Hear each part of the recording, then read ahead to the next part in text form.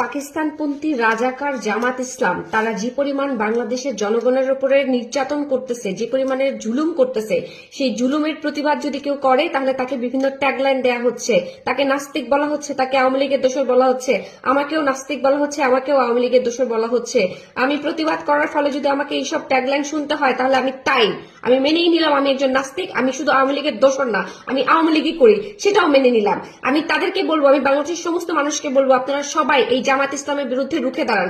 Otherwise যারা যারা আপনারা মাঠে নামবেন না এবং জামাত ইসলামের বিরুদ্ধে দাঁড়াবেন না, তারা সবাই নাস্তিক। জামাত ইসলাম জঘন্য কাজ করতেছে বাংলাদেশে, প্রত্যেকটা মানুষকে ধরে ধরে নির্যাতন করতেছে, জুলুম করতেছে। এই জুলুম সহ্য করার মতো না। তারা পাকিস্তানি, তারা হচ্ছে রাজাকার, তাদেরকে কোনোভাবে বাংলাদেশে ঠাঁই দেওয়া যাবে না এবং সবাইকে এই ব্যাপারে অবশ্যই সচেতন হইতে হবে এবং সবাইকে এই ব্যাপারে রাজপথে নামতে হবে। এদের চিহ্ন পর্যন্ত আমাদের দেশে রাখা যাবে না। এরা নাস্তিক, জামাতের আমির নাস্তিক, জামাত শিবির যারা করে সবাই নাস্তিক, জামাত প্রচন্ড রকমের পাকিস্তানপন্থী একটা দল। এই দলকে নিশ্চিহ্ন করে দিতে হবে বাংলাদেশ থেকে। আচ্ছা, বলা হচ্ছে আমি নাকি দাড়ি টুপি দেখলেই তাদেরকে জামাত মনে করি, কিন্তু আমার প্রশ্ন হচ্ছে যারা হচ্ছে দাড়ি টুপি পরে তারাই কেন গালাগালি করে, তাদেরই কেন গায়ে লাগে, তারাই কেন হচ্ছে এই অরাজকতা সৃষ্টি করছে। আর যখন ধরা হয় যে এই তুমি এই কাজটা করলে কেন, তখন তারা কেন বলে আমরা তো জামাত করি। তাহলে আমি যে জামাতকে নিয়ে কথা বলছি, আমার ভুলটা কোথায়, আমি কি ভুল করেছি?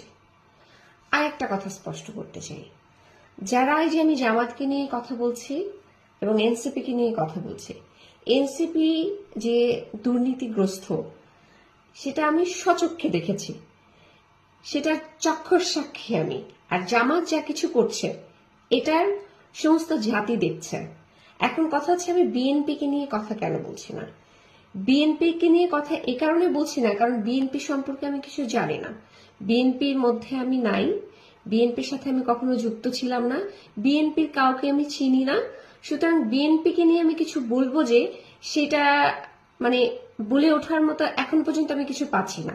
তবে সামনে যে বিএনপি কিছু করবে আর নীলা ইসরাফিল চুপ থাকবে এমনটি ভাবার কিছু নাই। আমি এখন এনসিপিরও না, কারোই না। ইনফ্যাক্ট আমি আগে কখনো রাজনীতি করিনি। এই গণ অভ্যুত্থান থেকে উঠে আসা একটি নারী আমি, এবং আমি মনে করি যে এই গণ অভ্যুত্থানে অংশগ্রহণ করার মাধ্যমে আমার কিছু দায়িত্ব আছে যে আমি এই দেশে আমার যে কন্ট্রিবিউশন সেটা করি। আর সেটা কিভাবে হতে পারে, আমার তো তেমন কোনো ক্ষমতা নাই, আমি ভয়েস রেজ করতে পারি। তো আমি হচ্ছে যখন যে সময়টা দেখি যে অন্যায় হচ্ছে সেই অন্যায়ের বিরুদ্ধে প্রতিবাদ করি। সেটা কিভাবে করি, মুখে প্রতিবাদ করি। আমি তো আর আপনাদের মতো ছুরি, গুলি, পিস্তল এগুলো নিয়ে নামতে পারবো না।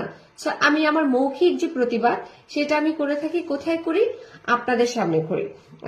যেমন হচ্ছে গণমাধ্যমের সামনে এখন আমি যেহেতু যাচ্ছি না, তো আমি আমার যে ফেসবুক আছে সেই ফেসবুকের থ্রুতে আমি সোশ্যাল মিডিয়াতে প্রতিবাদ জানাই।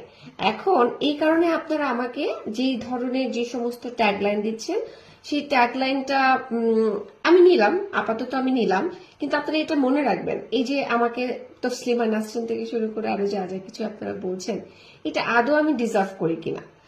আপনারা চিন্তা করেন যে এই নারীটি যে এই বিষয়টাকে নিয়ে কথা বললো, কথাটা আসলে কতটুকু যুক্তিসঙ্গত এবং আদৌ এই ধরনের ঘটনা বাংলাদেশে ঘটছে কিনা।